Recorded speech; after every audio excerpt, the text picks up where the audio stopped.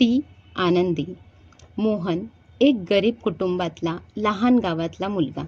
वडील शेतावर काम करणारे मजूर, आई मोलमजुरी करणारी. पण मोहनची वेगळी स्वप्न होती. त्याला शिक्षण घेऊन काहीतरी मोठं करायचं होतं. आणि ती आनंदी, जिच्यासाठी त्याचं हृदय दररोज धडधडायचं. आनंदी गावातल्या शाळेतील मुख्याध्यापकांची मुलगी. खूपच सुंदर, सर्व गोष्टीत हुशार आणि सर्वांची लाडकी. मोहन शेवटच्या बाकावर कोपऱ्यात बसणारा, जुने कपडे घालणारा, पण मनाने प्रामाणिक. एक दिवस आनंदी अगदी सहज त्याला म्हणाली, "तू खूप शांत आहेस रे. जरा मित्रांमध्ये राहत जा. थोडं हसून खेळून राहत जा सगळ्यांशी. बघावं तेव्हा सतत काहीतरी विचारत असतोस आणि सतत डोकं नुसतं पुस्तकांत." तो दिवस त्याने मनात कोरून ठेवला. तिच्या त्या अशा बोलण्याने त्याला ते प्रेम वाटलं. पण तिच्या मनात तसं काहीही नव्हतं. शाळा संपली. आनंदी पुढील शिक्षणासाठी शहरात गेली. मोहनने गावातच राहून पुढील शिक्षण पूर्ण केलं.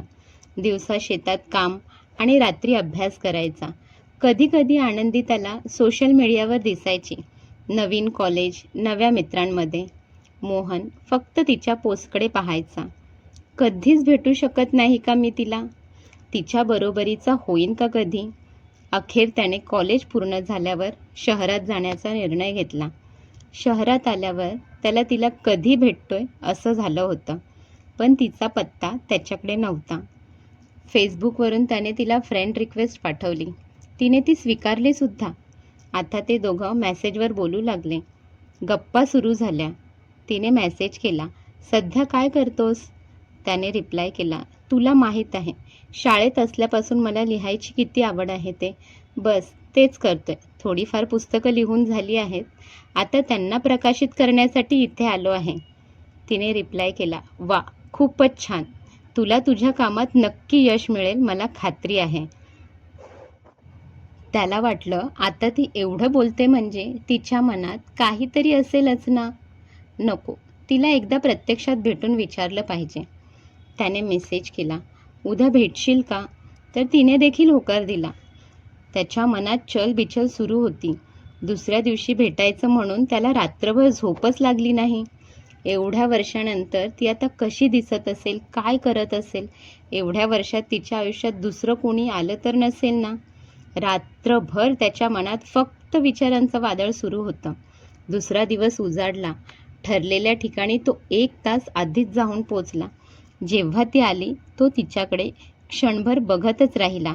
पहिल्यापेक्षा खूपच सुंदर दिसत होती. दोघं थोडा वेळ फिरले. शाळेच्या आठवणी ताज्या झाल्या. बराच वेळ झाला. मग आनंदी म्हणाली, "सॉरी मोहन, मला आता निघावं लागेल." मोहनला तिला कसं विचारू काही कळत नव्हतं. त्याची हिंमतच होत नव्हती. पण अशी वेळ पुन्हा भेटणार नाही. खूप धाडस करून त्याने शेवटी सांगितलं, "आनंदी, माझं तुझ्यावर पहिल्यापासून प्रेम आहे. अगदी शाळेत असल्यापासून. तुझ्याकडे बघूनच मला लिहिण्याची आवड लागली. मला माझं पुढील आयुष्य तुझ्यासोबत जगायचं आहे." ती शांत होती. काही क्षणांनी म्हणाली, "मोहन, तू खरंच खूप चांगला आहेस. पण माझं लग्न ठरलंय. माझ्या घरच्यांनी पसंत केलेला मुलगा आहे आणि मी होकार दिलाय. आणि तसंही मी तुला त्या नजरेने कधी पाहिलं नाही. सॉरी."